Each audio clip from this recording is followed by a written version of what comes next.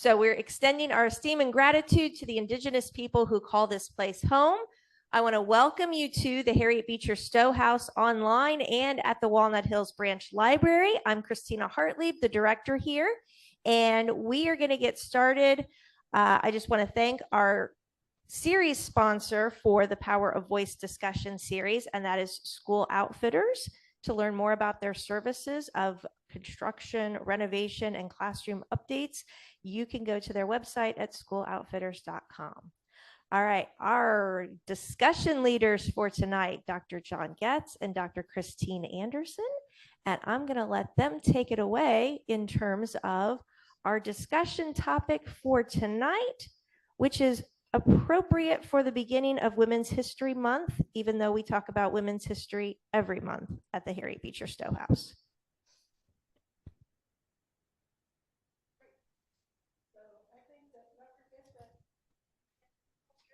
Nope. Sorry, my bad. One of these days. You'll be fine. Try talking now. Okay, can you all hear me now? No. Can you hear me now? Yes. Okay, good. So I'm going to start by talking about this wonderful timeline that Dr. Getz put together, right? Because I am by trade a historian. So I think in this linear, time-sensitive kind of way, right? And first of all, do you have questions about this timeline? So I always begin. Do you have questions? So notice we have three women. We're going to look at their writings tonight. All of them of a single generation, right? They are born within 4 years of one another. So think about the people who are in your generation. You kind of recognize who's your age, who's been exposed to the same things. Two of these women were from New England, highly educated. They had fathers who were very prominent in their respective communities. Lyman Beecher, one of the best known Protestant ministers in the country, and Elizabeth Cady Stanton's father was a politician, a judge in New York State. They went through many of the things that families in the 19th century went through. So you probably, if you've been following Dr. Getz's wonderful discussions, you know that Harriet Beecher Stowe lost one of her children to the cholera epidemic. What you may not know is that when Elizabeth Cady Stanton was a child, she lost a brother. And do you know what her father said? She said she wanted to make it up to him. She felt so bad. He said, "Oh, I wish you were a boy." So it gives you kind of an idea of the environment in which she was raised, although she was unusually well educated for a woman in 19th century United States. Harriet Jacobs, however, born in North Carolina, was enslaved. So she was African American. Throughout her life, her economic status would be precarious, to say the least.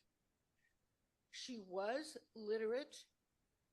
In her community, to be able to read the Bible for oneself was really important, right? Because when your master read the Bible to you, it might get changed around. Might emphasize slaves obey your masters rather than Exodus, right? So to be able to read the Bible yourself was an important skill. And Harriet Jacobs knew throughout her life, from the time she was a teenager, that she was sexually vulnerable, that enslaved women were routinely raped. And she knew that her owner's father, she was owned by a little girl who inherited her, right? Because she was property, made advances to her. She did a couple of things to resist that. One was she formed a long-lasting relationship to another white man that was at least a voluntary relationship. And at some point, she had to hide so that Dr. Norcom couldn't find her. She spent 7 years in a crawl space. I can't even imagine. I get cramps just thinking about it. But the worst part for any parent, she could watch her children through a little crack, but she could never talk to them. She could never let them see her, because if they saw her, they might accidentally let someone know where she was. This, of course, made this as her autobiography as a text suspect to some 20th century scholars who didn't believe that she could have done this. So I don't know how detailed you want me to be, Dr. Getz. Whatever you think is worth. You've turned me on, and I will just kind of keep going. So all of them grow up. Harriet and Elizabeth both marry. They are both part of important reforming families. Christina reminded us that Henry Stanton, Elizabeth Cady Stanton's husband, was one of the Lane rebels. He was an itinerant abolitionist speaker. They both had large families, both remembered by their children. Elizabeth Cady Stanton, you might have noticed in these texts, I don't think this is a spoiler, was a very angry woman about her status. Her children remembered her as very energetic and cheerful. So she was very interested, and she wanted them to be free. Now, child-rearing experts today would be upset. What they did in the 19th century is what is recommended today, is to keep small infants swaddled, because they've, of course, been close in the womb. But she did not swaddle her children because she wanted them to be free. So they may not have been happy about it, but they were free. And involved in reform, and part of women's networks. So just 3 years apart, just think about this. 1848, Elizabeth Cady Stanton and several visiting women, also from reform families, put a little ad in a newspaper in Seneca Falls. Now, Seneca Falls was in what was called the burned over district of New York State. So think about Southern California in the 60s, right? It was a place where there was all kinds of reforms. And it just went in 3 days before this convention. Conventions were a convention, right? I mean, they would have these meetings, no social media. You had to have in-person get-togethers.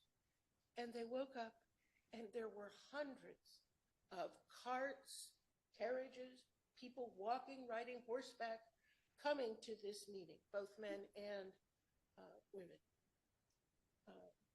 And Elizabeth Cady Stanton had helped to draft the Declaration of Sentiments that you have read for tonight. And just, 3 years later, Harriet Beecher Stowe is able to publish Uncle Tom's Cabin, which has a vast readership. And women's rights conventions were being held all over the United States. 1854, Harriet Beecher Stowe publishes an appeal to women of the free states. And in 1856, Dread, A Tale of the Great Dismal Swamp.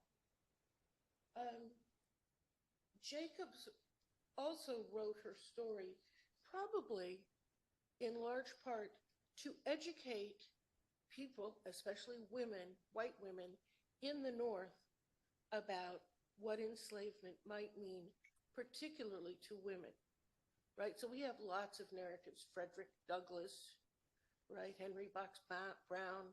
We have those. Hers was one of the very few written by women. notice what happened in 1853, and perhaps Dr. Getz wants to talk about this, where Amy Post writes to Harriet Beecher Stowe and says, you know, I think Harriet Jacobs needs some help with this autobiography she's writing. And Harriet Beecher Stowe writes to her and says, you know, let me help you, and can I write your story for you? Harriet Jacobs, maybe she's embarrassed. I know she's furious. As was Sojourner Truth when Harriet Beecher Stowe sent her similar offer, because they wanted to tell their own stories in their own words. So 1861, Jacobs is able to publish Incidents in the Life of a Slave Girl with the pseudonym Linda Brent, because even though she's gone to the North, she is still technically a runaway. This is 11 years after the fugitive slave law, right? So she can be chased into the North. Now, that's not going to happen during the Civil War, but you know, she's vulnerable. Her children are vulnerable, so she doesn't want to give anything away. She also knows, and she's treading on really difficult ground here. All these women I said are despite their differences, of the same generation. They grew up in the same context. They all knew what a good lady was supposed to be like, right? This is why I never used the word lady, because it meant someone who was elite, who abided by all the rules for a good woman. She was pious. She was domestic. She was sexually pure. She was an angel. She wasn't. And she was submissive. Now, you'll notice there's some contradictions here, but this was the ideal. And before we're too critical, remember that we have ideals too. We maybe get them on television or in movies, so that even Harriet Jacobs knew what the ideal was supposed to be. And so to talk about rape, to talk about sexual impropriety was a very difficult thing to do, and she has to be very cautious about how she does it. To approach white women for whom this is an important value, right? And I think maybe I'll stop there unless you want me to. Well, I could add at this Good. point Please. the intersection. So that's one point where Jacobs and Harriet Beecher Stowe, their paths converge. Doesn't make Harriet Beecher Stowe look very good. And in the autobiography, Joan Hedrick is very critical of Stowe. She says this is an example of class and race privilege, and Stowe just couldn't identify with the story of Jacobs, and kind of wanted it for herself. For Key to Uncle Tom's Cabin, which she was writing in '53, to justify the picture of slavery she had created in Uncle Tom's Cabin, which of course was assailed by Southerners, saying, "Oh, it's not like that at all." The propaganda machine was cranking out all sorts of retorts to Stowe at that point. So that's one encounter where the two come together. A second one happens in 1868, after the war. For the next, while Cady, Stanton, and Susan B. Anthony are editing the Weekly Revolution along with Parker Pillsbury, and they try to recruit Harriet because by now she's the most famous woman writer, a very famous American writer. To get her in the camp of the strong women suffrage advocates would be a great coup for them. So they were really courting her. And also her sister, Isabella Beecher Hooker. They wanted them to be the editor and the associate editor, but Harriet was not pleased with some of their programs, and even the title Revolution in their publication turned her off. She proposed an alternative title, which was very much too mealy-mouthed and conservative for Cady Stanton and Susan B. Anthony to accept. So they finally broke down the negotiations, broke them off in December of '69, and Isabella wound up writing an article for the Revolution in the January '70 issue. Harriet never wrote for them at all. So, I mean, this could have been an extremely powerful coalition if these folks had all been able to get together, but it didn't work out. And Harriet went on after that to publish her own views of the women's issues of the time. And there's a very good article that I read, and it's at the end of your timeline. If you want to look more into Harriet's later responses to the woman question, particularly a novel that she wrote called My Wife and I, check out that article. It's very informative. Of course, at this time, it's go down to 1870. Jacobs can't even continue to live in the South. She flees and goes north to Cambridge, where she runs a boarding house with her daughter. And that's pretty much what they did for the rest of their lives. She had hoped to get a teaching job. She had run a school during the Civil War. She was a very smart, very literate person, but that never worked out. So I think I think those are probably the main points to highlight. And it's always instructive to me to do these timelines that I do every time. It's putting these characters side by side, or these people side by side, who led such different lives. And to see that when Harriet Jacobs was 16, she was and even before that, was trying to evade the advances, the rape, basically, of Dr. Norcom. Wow. Harriet and Elizabeth were going on with their educations, and as they should have done. It was great that they could do that, but it just shows the contrast and the privilege that's there for these two, and then for the burden that Harriet Jacobs would have carried with her for the rest of her life, just having gone through that experience. So different from what they were, even though, as Chris said, they're exact contemporaries, born within 4 years of each other. And notice that the end of the Civil War, the 13th Amendment, ending enslavement, did not free Harriet Jacobs from racism. So, she still couldn't do things that she wanted to do. Now, all three of these women had obstacles facing them to do the things that they wanted to do. And probably Elizabeth Cady Stanton was probably the most frustrated by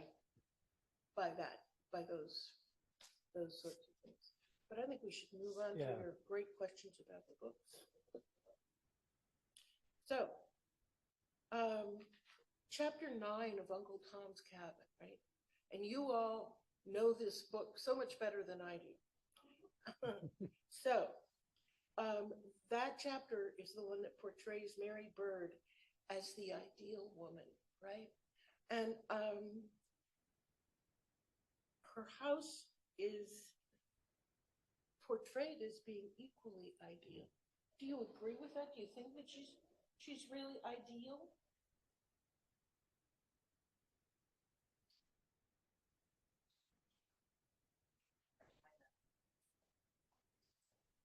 Oh, that's okay. So she is the wife of, what's his name? Senator John Byrd. Senator John Byrd. He's an Ohio State senator. And when they encounter Eliza, she finally speaks up to her husband. And he agrees to help Eliza. But we never know whether John Byrd is going to support legislation that would end slavery, whether he's just doing, as Dr. Getz said, caring about individuals, but not a system.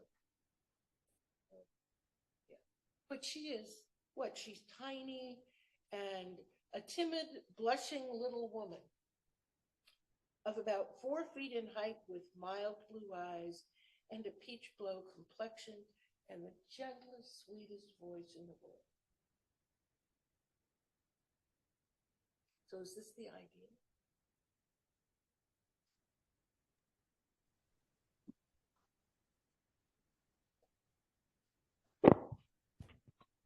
Okay, we're going to kind of pass the mic around because the other one is still not working.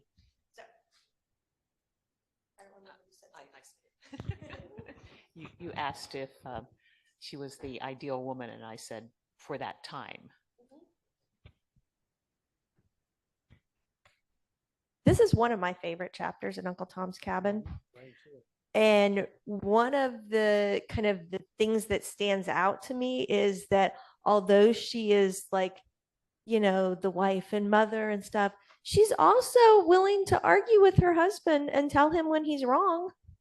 So if it's the ideal woman, it's also the person who is wanting to express their opinion and, you know, kind of in terms of Catharine Beecher's ideals, tell your husband and sons how to do things, what to vote for, and so forth, because if you don't have the ability to do that yourself, maybe. I'm coming. This makes me think of that movie, A Greek Wedding, because history repeats itself. This is nothing new. My mother told me the same thing. You want something done, you have a way to get it through your husband. You just have to manipulate it enough that you get what you want. And in that Greek wedding, the mother says to her daughter, who wants to go back to school, she says, I'll fix it, because everything above the head, the neck up, I control. And she does, she gets her way. And I think, so you're saying in the ideal woman or the ideal person is not, I mean, we have more rights than they did then, but I don't know how much society has really changed. You still have a head of your household. And 90% of the time with my mother, it was my dad. I say it with my brother, you know, I'm the man of the family. And so my sister-in-law always gets her way, but it just takes her a little bit down that road, how she gets her way. So, I also think that this is very typical of all households, even today, that we only let people see the good qualities that we want them to see. So, I mean, even if you look at Facebook, it's the beautiful things that we share. We're not going to really share what society wouldn't think is acceptable that's going on in our family. Okay, we're going to try this again. So we have some comments in the chat along with this. So Dana's like, I think Harriet gives us more than one ideal woman, so that readers have to connect to Mrs. Shelby and to Mrs. Bird and to Rachel, etc. And then Amy said, I like the line, why Mary, you are getting to be a politician all at once. And then Dana, I found it interesting that before Mrs. Bird is willing to pressure her husband, the text says 3 different times that she wouldn't normally intrude into affairs of the state. But in this case, it's because it's a matter of faith. Thus, Harriet is gently giving women a reason to take part in the issue because it's not part of the woman's domain. So if you are online and you want to talk, just raise your hand and we can raise your hand and then we'll unmute you, or you can unmute yourself and you can just talk too. So, okay. Oh, Dan wants to say something. Go ahead, Dan. No. He was adjusting his computer. I see. Let me there is one thing that I think makes this even more understandable in the 19th century. And that is, in your timeline, John, you talk about separate spheres. This is the idea that men and women live in totally different worlds. There are different ideals for men and for women. Women were actually believed to be morally superior to men. So in the moral realm, Mrs. Bird could speak up because she's morally superior. I once had a student I thought was going to drop my class because we talked about this, and he thought I believed that women were morally superior, and he was training to be a priest. And I'm like, no, it's not. You're such a troublemaker. Oh, no, no, not particularly. I just adding to what Dr. Anderson said, that actually the idea of separate spheres wasn't just an idea. I mean, people, including Nathaniel Hawthorne, wrote about it. So it was like established in writing as well as sort of floating around. Mhm. Well, and I think that because you've mentioned let's see.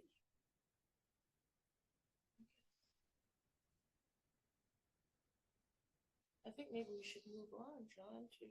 Well, I wanted to suggest one thing about this, that what really provokes Senator Byrd to action on behalf of Eliza, look closely, it's not his wife's words, though she may be softening him up, but it's Eliza's presence. When he sees Eliza, he's moved by that. But he never comes back and says, gee, Mary, you were right about that. I should have been really aware of this all along. No, he doesn't say that. He never admits that. And I think that's very telling. And it might betray, whether Stowe's aware of this or not, I think maybe a little skepticism of how much the hand that rocks the cradle really rules the world, how much influence these women have over their husbands.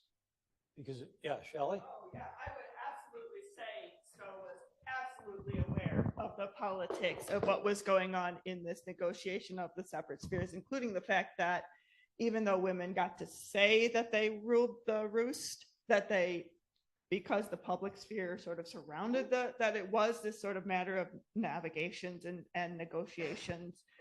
And I think she actually works out brilliantly in the Pearl of Orr's Island, where she really is dealing with how that power play works out between men and women. But I think the Senator Byrd scene is one of the most fascinating scenes in the text for that very reason, is that it is a very complex negotiation of those two spheres, I think.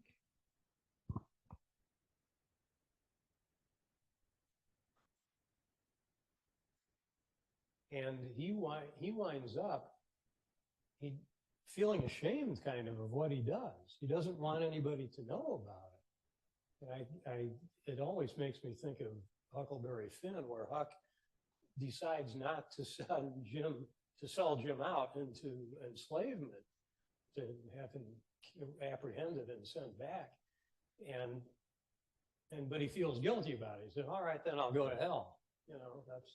I'll just pay that price because I like Jim too much, but I know it's wrong. So that sound hard and the deformed conscience. And I think there's maybe some of that going on here too, in advance of Huckleberry Finn. So that goes back to that point that Chris Hartley made before about, is he really going to is his head changed? His heart responded in the moment. But is his head changed? Mostly he just says, oh, this is a damned uncomfortable business, or I'll feel cheap in the State House after this. But he doesn't say, I'm changing my vote, or I'm going to bring this incident up. No, it's more like I'm going to hide this incident because it would ruin my reputation. So it's a very human, very beautifully written chapter because of that complexity, I think. So now maybe we should go on to the next question. On to Rachel? Yeah. So this is another woman, another potentially ideal woman. It's Rachel Halliday in chapter 13. She's the ideal woman and the ideal housekeeper. Remember, again, quick review for people if you haven't read the book for a while. This is the Quaker settlement. It's in Indiana. It's based on Levi Coffin's and his wife's family. when they were in Indiana. They moved to Cincinnati in the late 1840s, and Stowe would have known them there. But Quakers, abolitionists. So do you think this is another kind of ideal woman, and does it connect somehow with Mary Bird?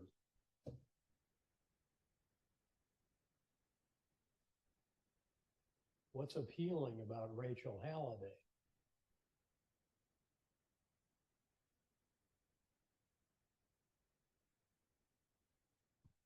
Okay, I admit I did not reread this particular chapter because I ran out of time, but from my previous readings of Uncle Tom's Cabin, this is also one of my favorite chapters because it really demonstrates who's in charge here. Rachel is clearly in charge of her, her family and the all of the underworkings and underpinnings of what's going on in this Underground Railroad safe house. And so the fact that she is, in the women's sphere and taking care of pretty much everything, that really, it gives me the impetus for every time I say it should be called the John and Jean Rankin House, not the John Rankin House. And so, but Ohio History Connection doesn't listen to me. So the idea is that it really, she's the one that is really creating this space that enables the freedom seekers to pass through. Anyone else?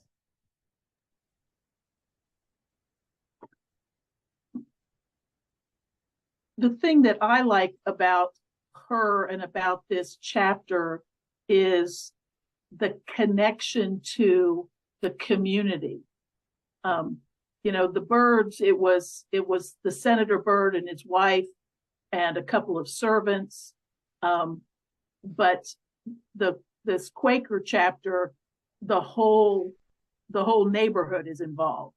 And that kind of touched me in a different way than the Bird chapter. And there's a couple other comments in the chat that I don't know if people here can read very well, but Peg says, Rachel is the exaggerated version of an ideal mother and homemaker. Her breakfast preparations are so happy and thorough. Cooking a family meal at my house never went that smoothly. And Dana's like, I sort of wonder if Harriet was exploring how a woman could respond if she had more ability to be in charge. Harriet went to live with aunts when her mom died, and then she was part of a vibrant all-girls education system with her sister. Yes, so what if women were the people in charge? And there were various points in Harriet's life, Harriet Beecher Stowe's life, that did occur. There you go.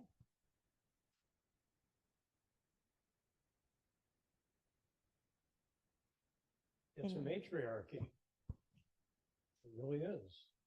She's in charge. She sits at the head of the table, not her husband. She's at the head of the table. She directs things very gently in Quaker fashion. Hadn't be better. That very gentle. She doesn't order anybody around, but she gets the results she wants. It's organized. She holds everything together. The gentle domestic power that kept it, that's my phrase, but it kept heads from being turned and made everything go on harmoniously. Pulls it all together. Rachel, of course, is a biblical matriarch too. In the Hebrew Bible, she is basically the sort of the mother of the nation of Israel because of her relationship with Jacob, being the life Jacob loved. So there's a real, and Marty's point about community, I think, is really important. This is a Quaker community that they live in, and they all are committed to the idea of abolition, and they all support each other, teach each other things along the way.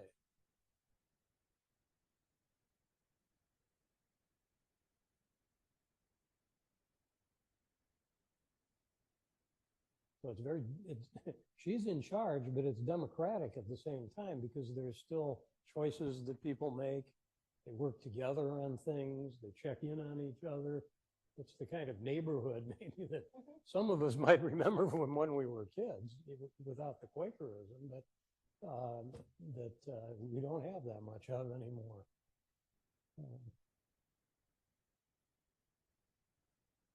And there's a wonderful line, I would add, about her husband. Simeon the elder, Rachel's husband, stood before, I gotta get this right, stood before a little mirror, little looking glass in the corner, engaged in the anti-patriarchal operation of shaving. Now, who would have thought Harriet Beecher Stowe would use the word anti-patriarchal? But she does, because she's trying to remind us of what this community is like. And he's shaving off that patriarch. Yes. Took me a while to figure that one out. How viable is this as a model community, as the world as it might be if things were better?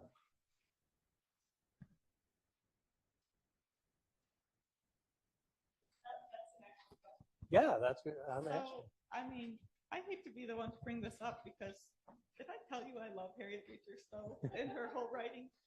But there is another side to this coin of this ideal woman. I mean, there's always, imagine being a shy, nerdy woman, as Harriet herself probably was, and being so far from the ideal. You know, I mean, there is an expectation you see in Uncle Tom's Cabin. I don't know if in this conversation we're going to talk about the unideal women like Marie St. Clair, who, you know, who are so absolutely, you know, paragons of evil. But there's certain things that you can do as a woman and certain things you can't. And they are related to behavior. You can't be like you can't be broody like Augustine St. Clair is and be a woman. You can't be, there's so many things that you can't be in order to be this ideal woman. You can have power, but you have to have it in fairly restricted terms, I think, in Uncle Tom's Cabin. Anyone else? Anybody online want to weigh in?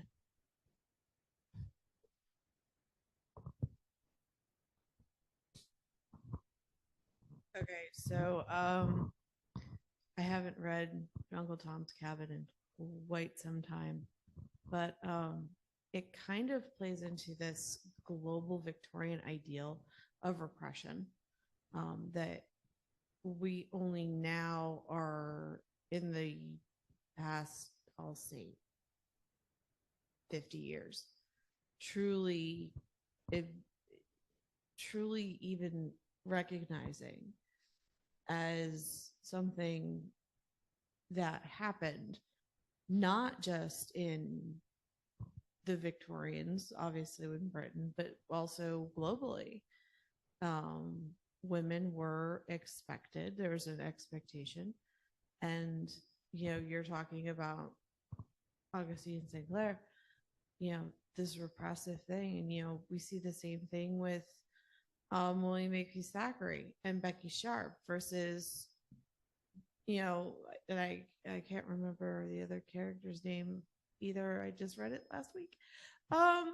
But, you know, we see the same ideal. There's opposites. There's always a binary. One is the repressive, the other one is not. And where does the you know, we could, like, we view these communities and these ideals and through all of this, and Uncle Tom's Cabin was popular not just in the northern United States, but it was popular in Europe for its anti-slavery talk, but also for the fact that it was a woman talking about anti-slavery. So, you know, there's that ideal too. It's just, you know, talking with the repressive binary in that. So.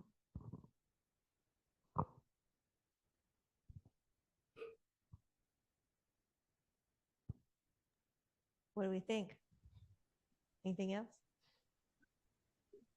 I can't help it. I mean, if you're going to talk about repressive binaries, I'll tell you who knew there was a repressive binary.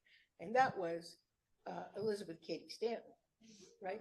And so she is so, what is your impression? So she's the primary author, although it was collectively written. The Declaration of Sentiments was collectively written, but she's the primary voice. And she will always be. She's the one, she writes to Susan B. Anthony at one point. Henry Stanton was often out of town. He was, and besides, he couldn't make pudding, he couldn't rock a baby. That's the other repressive part of the binary. And he missed out, you know, I mean, there's a cost, by the way, to men as well as to women in this kind of very divided world. But what is your impression reading the Declaration of Sentiments? Even today, I mean, do you want to compare 1848 to 2023? I have to say, I love that. I teach social studies to fourth graders, and we always go over the Declaration of Independence. And I just love the way that they set it up. It's like exactly like the Declaration of Independence. I mean, almost verbatim, the first, you know, and then she lists all these things, and I'm like, oh my God, this is great. I loved it. I just thought it was fabulous. And I still think that there are some things in there that just in our own world today, we've taken like 50 years back in time. And so just this to me was like, I need to laminate it and hang it in my classroom. You wouldn't be the only one who's done that, I'm sure. When I taught 10th grade history, I did have it on my classroom wall, I'm pretty sure. Anyway, but other comments? Do you have comments about specific ills that she mentions?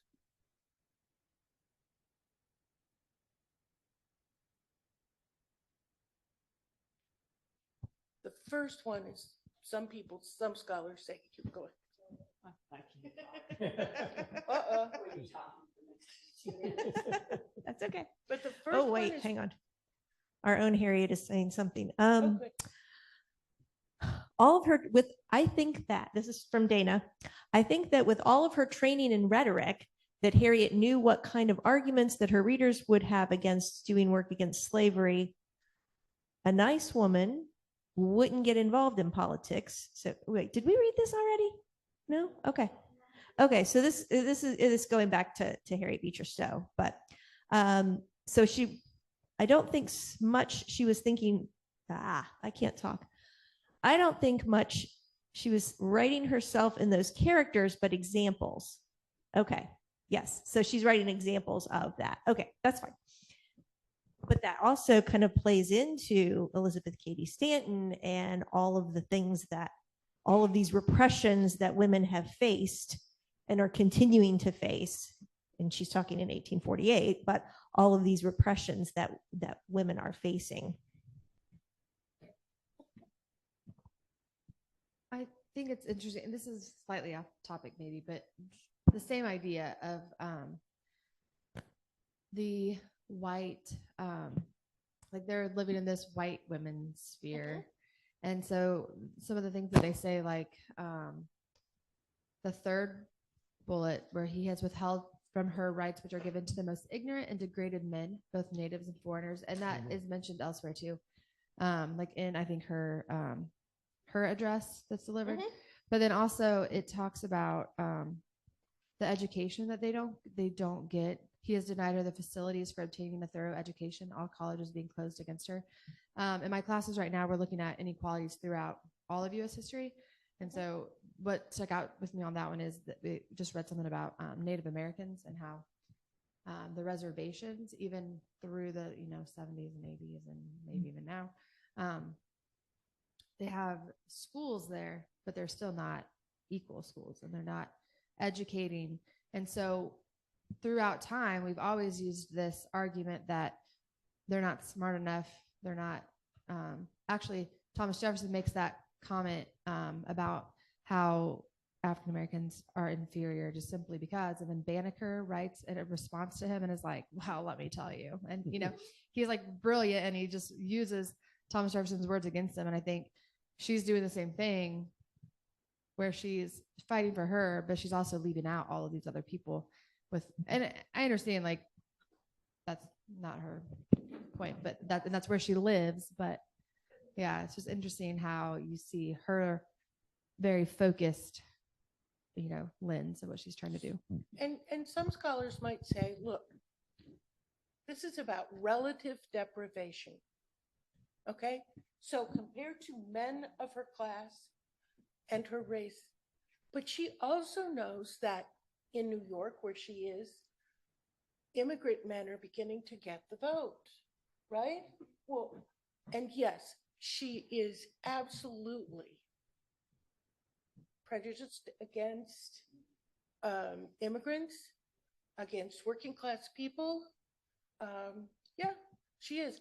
And it will get even worse after the 14th and 15th Amendments.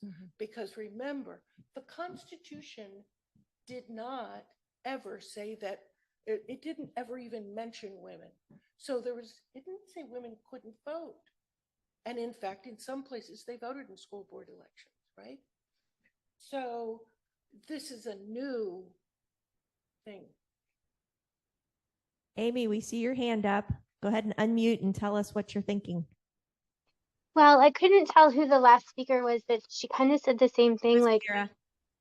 Was that Kara? It sounded like Kara. Hi, Kara. I mean, rhetorically, this is brilliant to use Thomas Jefferson's words and twist them. I mean, I've got like markings all over my copies. We hold these truths to be self-evident. And I know we're taught, at least I was taught, to kind of get over the language or the lack of inclusivity in the language, but the reality is it wasn't written inclusively. And she points out by, her next phrase that all men and women are created equal. And then she parrots exactly what Thomas Jefferson says, which I think is brilliant.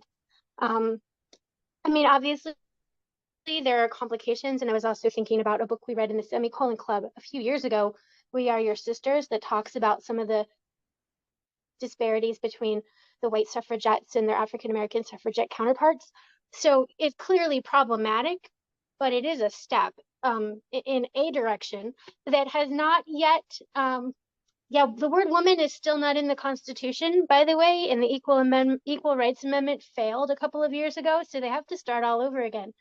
So, I mean, it's complicated, especially on March 1st, Women's History Month, but it's complicated. I just think rhetorically, the Declaration of Sentiments, like, I think they did a great job, but really she did a great job of like twisting what was considered conventional and pointing out, hey, you forgot people. Not you forgot a lot of people, but you forgot us. This is this voice. Does that make sense? It made sense in my head.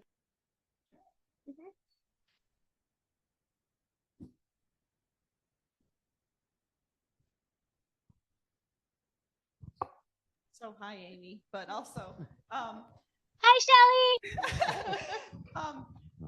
I think to sort this out, the whole business about Harriet pushing this model that is in its own way oppressive, even if it contains power, but only along certain terms, like in the Victorian double standard that you were mentioning, is I think we try to read it as classics that's supposed to stand the test of time. And Harriet Beecher Stowe was very much about writing for her own time and getting stuff done.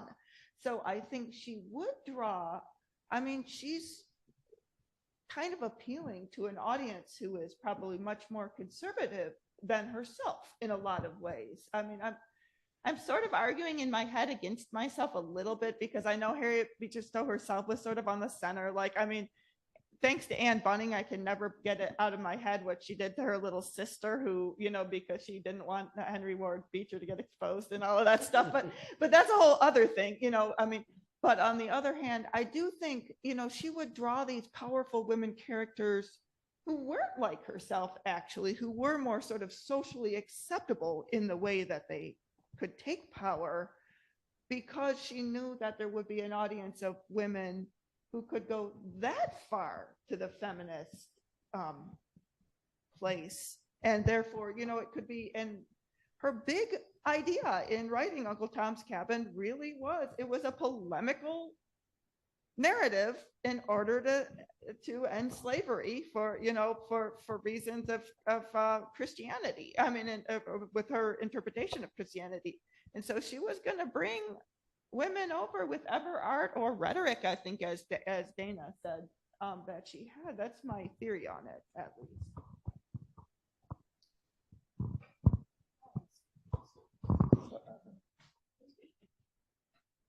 Took this class from Williamsburg, the Institute of Teacher there over the summer, and it was about slavery. And we were talking about how the slaves had no rights whatsoever, their property. And so I posed the question, how is it really any different from the women at that time? Because they really didn't have a say in anything either. And basically, once they married, they were property of their husbands, whatever. And he told me, the man who was speaking, his reply was that the law covered women who were married, where the law did not give any kind of protection to slaves whatsoever. So I just want to hear your take on that. There were some protections for white women, okay? Now, it's very clear that coverture, the idea that women were covered once they married by their husbands, and they had one identity. And so in terms of property, in terms of rights to their children, it was very, very restrictive. On the other hand, now Blackstone says in the 18th century, oh, well, it's less likely that men will beat their wives. But you've got 19th century court cases that say that a man can beat his wife so long as the stick is no bigger than the circumference of his thumb. That is a protection for women. He can't hit her with a tree trunk. I mean, so, and that's complicated too, right? So there are some protections for women. There is also, ironically, so Stanton and Anthony are revolutionaries. They don't care what people think about them, really. But there is some protection for women who want to have respectability and whose husbands want to, because it means that there's some limits on how they're going to be treated, because you don't want everybody in the neighborhood looking at you, right? I realized the other night I was at a gathering and we were talking about women's rights, and I divulged something about my own family that I know that someone in my family would not have wanted me to, who's no longer around. So it's, but I mean, the point is, some people care what people think. And I don't think Stanton, I mean, that's why they call it revolution. And boy, was Henry mad about this suffrage business, because it destroys the whole separate spheres thing. That's a male thing that you do. I was going to mention for us here in the room that, and I'm not sure which point Dana was agreeing with, but she says, agreed. Harriet Beecher Stowe wrote the genre of parlor literature. So she knew her audience. She said, dear reader, relators, ladies who read novels, and you can hear the slightly tongue-in-cheek languages in place, etc. And Marty, it's your turn.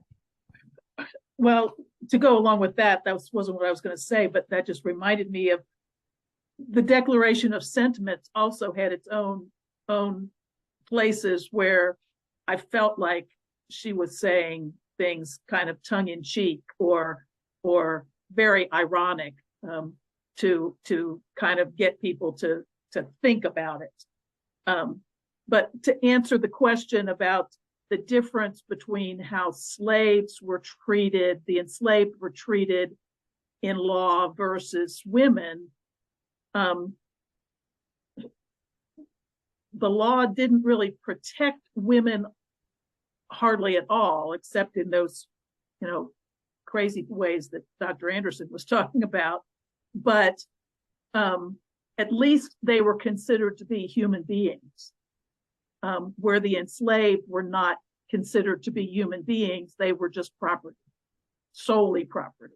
And in 1673, there is a law in Virginia colony, a master will not be convicted of murder for killing a slave.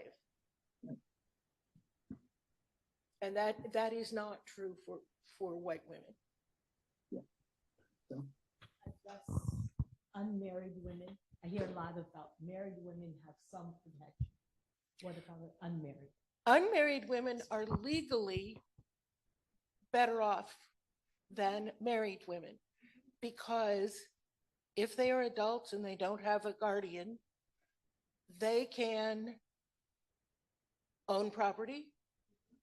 And the Declaration of Sentiments talks about it. They still have to pay taxes that they don't vote on, right? So they do have some more rights. But remember, unmarried women often have to support themselves. Women made so much less than men. When you read Mary Wollstonecraft, you know, it's almost impossible to survive as a single woman, given that, you know, in an industrial world. They could inherit money, yes. Now, if they inherited it and then they got married, it belonged to their husband. Although there were ways around that. And particularly in the South, slaveholding families wrote wills with trusts to manipulate so that daughters could maintain some control over enslaved people. So, you know, any system you can manipulate to some extent. So single women are somewhat better off. But it's hard. And also, if you married and the man that you married agreed, you could set up legal documents to protect the married woman. For example, when Angelina Grimke married Theodore Dwight Weld, you know, they had a prenup basically that said that she could own property. She wasn't covered by coverture. But you really had to plan for it. Yeah. Lucy Stone and Henry Blackwell did that as well. Right. So, Amy, go ahead. So number one, I'm so sorry. The storm just started here. So if I break up, that's because I've got storms going on. And I know the room is full of English professors who can probably definitely analyze English way better than me. But I was just looking at the language again, so it's a little off point. But one of the things that I think that they did really well is equating, like when you look at the list of grievances, Thomas Jefferson's list of grievances was against the king. So for me, reading this again, rhetorically, it puts the husbands or man as a, you know, husband as a symbol for men in the community in the place of the king, which again is speaking to an audience who would have been familiar with what the grievances were and what Thomas Jefferson's original grievances were and why. And it all does, because that kind of idea hatched because someone pointed out that single women pay taxes they don't vote on, which was the whole reason for the original Declaration of Independence in the first place. So I love how they tied those together to kind of make that parallel. And the storm just got worse. So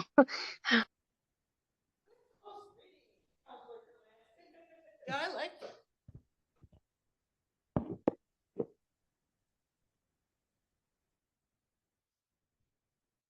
Anything else that you think resonates today in this list of grievances?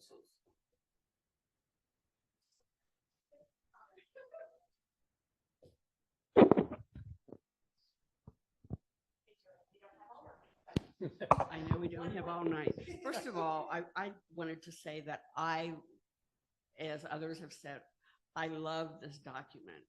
And it's so smart. It shows the intelligence and the sensitivity and the worldview, the personal views. It deals with conscience, it deals with law, it deals with women's emotional issues. it's a great first stab, you know, an unforgettable first stab at this kind of a thing. As I read it, and honestly, I have never read this before. I cannot believe that I have not read this before. But as I was reading it this afternoon, and John is nearby, and I'm going, oh my, oh, I'm just about tearing my hair out. And the reason is that I know how much of this we still have not achieved. And I know, and probably I can, there's probably a difference between us of the older generation and the younger generation of women as to what really we have lived through and are still living through that you would have no idea. For example, they talk about the obedience to the husband, and he is her master, and he is the supreme being, you know, this whole thing. I can give you an example of when I started my own business, I was not allowed to have my own credit card in my company's name. My husband had to sign every time. I mean, I had taken out a loan against my own life insurance. I had started a business that was quite successful and was unusual because this was 1970, and women were not, you know, doing a lot of entrepreneurship at the time. And I would have to take him with me to the bank, you know, just to get a line of credit. It hasn't changed that much. Let me give you an example. That dear sweet husband passed away, and I happened to meet another dear sweet man, Dr. Getz, and we were married 12 years ago. I still had my business. I was still successful. I was very active. And I had 3 credit cards in my name that were the result of, over time, you know, my husband died, so I guess I then inherited, you know, the credit cards or whatever. And I said to John, you know, I'll just have you added on to these credit cards as another user, all right? Is that all right? That's fine.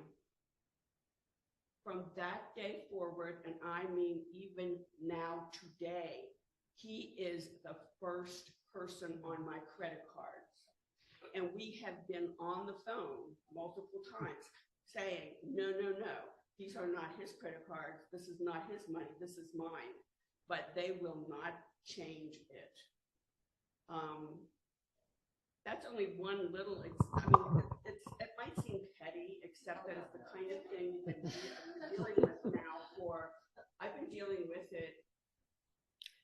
And I lost my dear sweet husband, and I can't get Verizon to put the account in my name. It's absolutely crazy. You know, if some people realize, for example, even back when I was 12 years old, I was not allowed to enter the spelling bee, which was then becoming a big thing. And I mean, frankly, I was a very, very good speller. But I was not allowed to enter the National Spelling Bee because there were no boys in our school who wanted to do it. And so you couldn't just send a girl to the National Spelling Bee.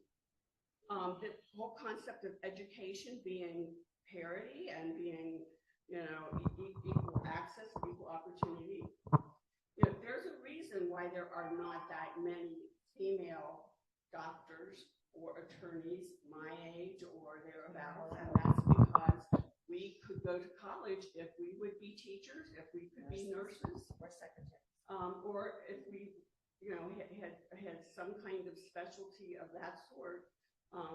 But for me to even consider that I wanted to be a doctor, I was told what was I thinking? clearly that wasn't an appropriate thing. So as I'm looking at all of this, I'm putting it within the historic context, but the history continues. It's still living. We're still living some of this. We still don't have an Equal Rights Amendment.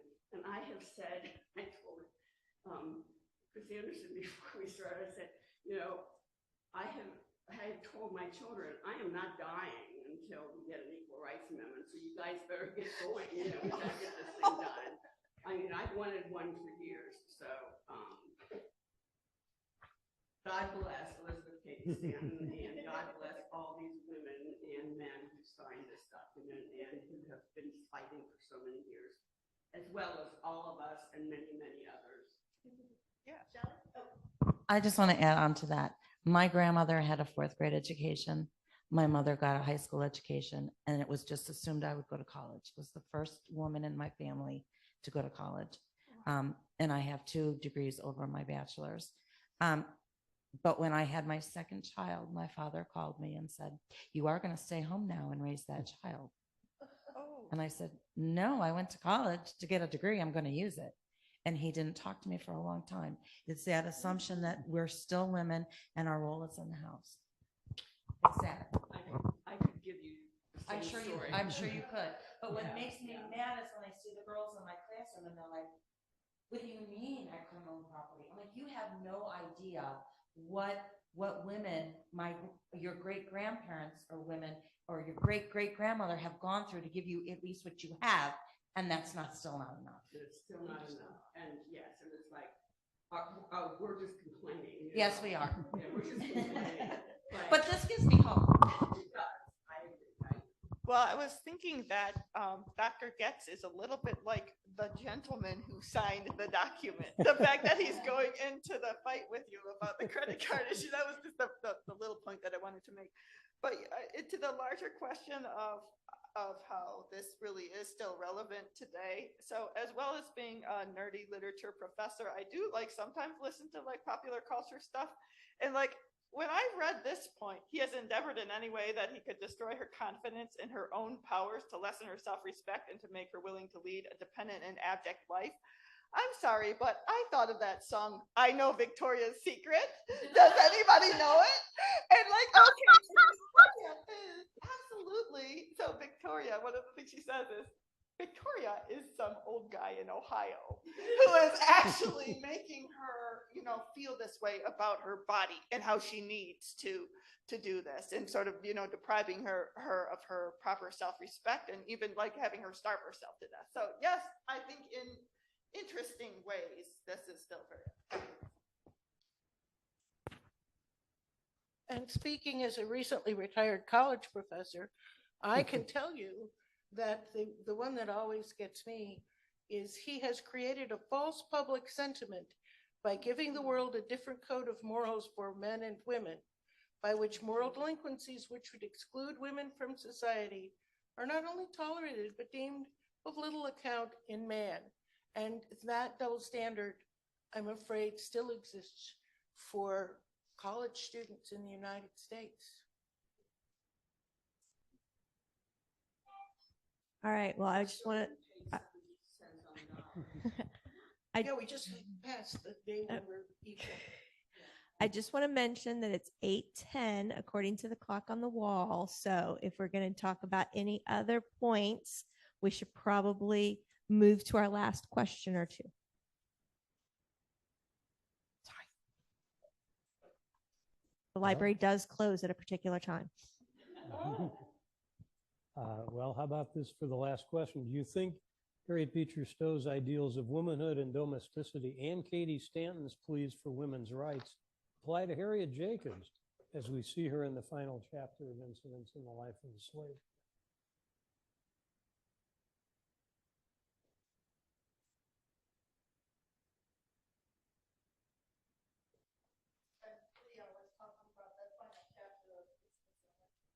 Yeah.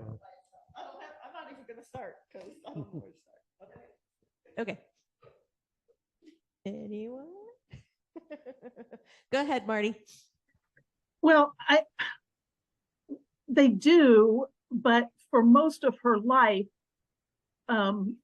she had to focus on her identity as an enslaved person. She didn't have time to think about the fact that she was being discriminated against, treated badly because she was a woman. So, yeah, it all applies to her, but the fact that she was enslaved overshadowed her womanhood.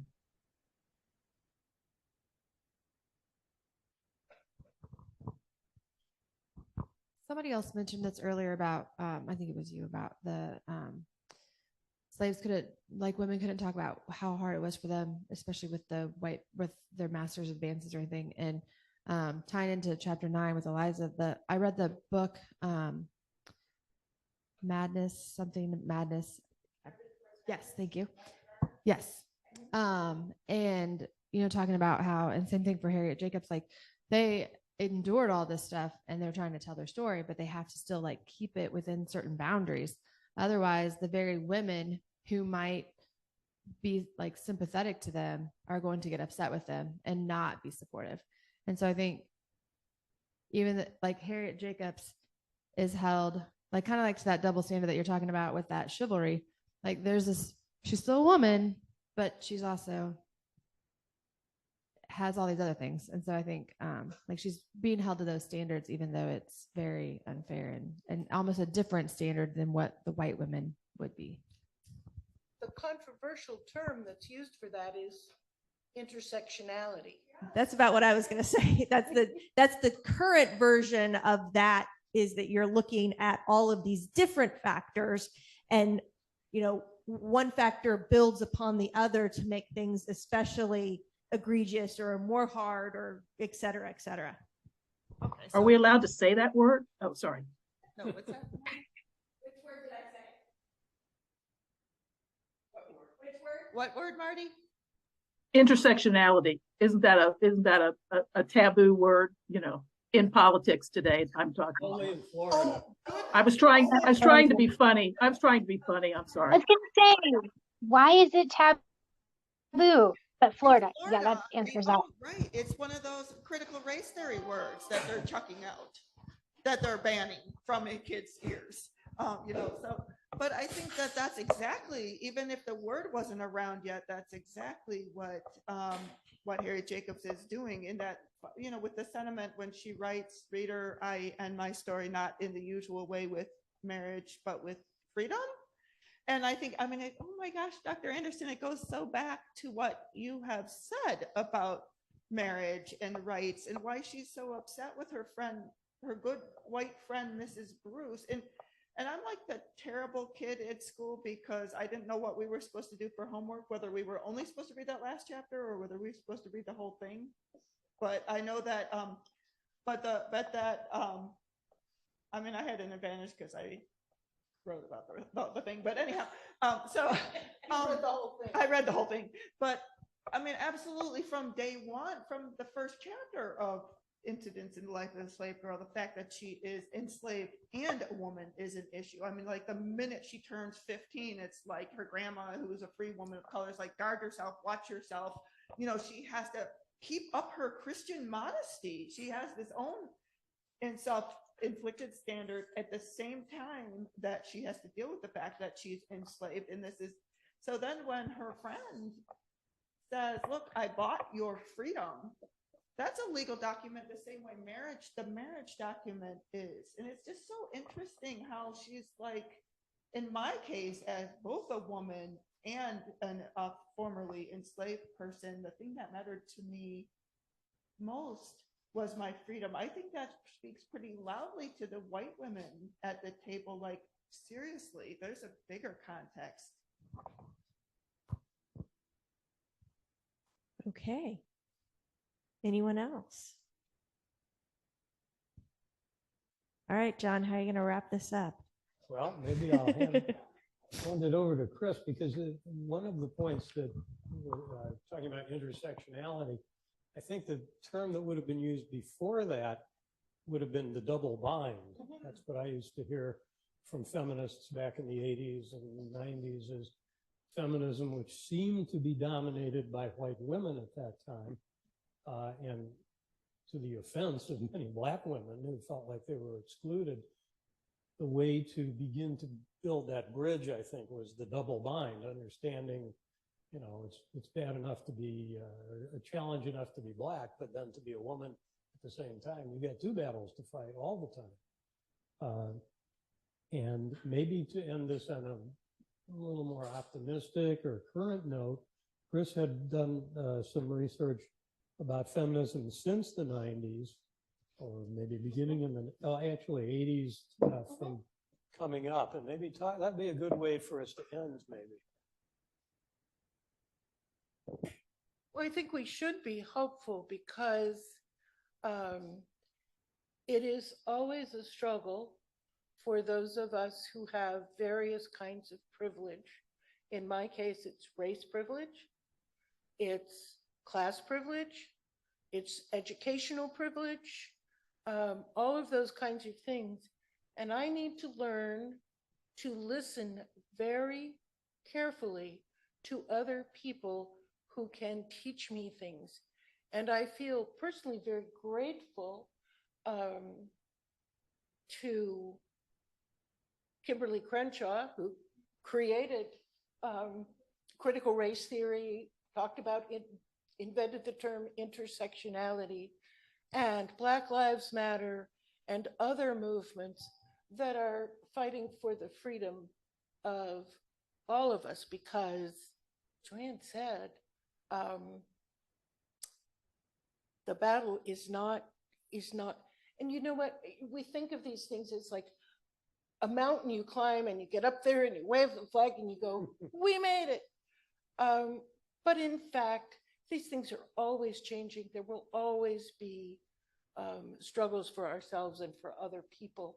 And it's, you know, it's so gratifying for me that we still mark Women's History Month, because I started studying women's history in the 70s when it was just starting. All right. Well, thank you all for this wonderful discussion, both here at the library and at home. We appreciate everyone participating. And I will just remind you that we actually have another event tomorrow night. It is in partnership with the Mercantile Library.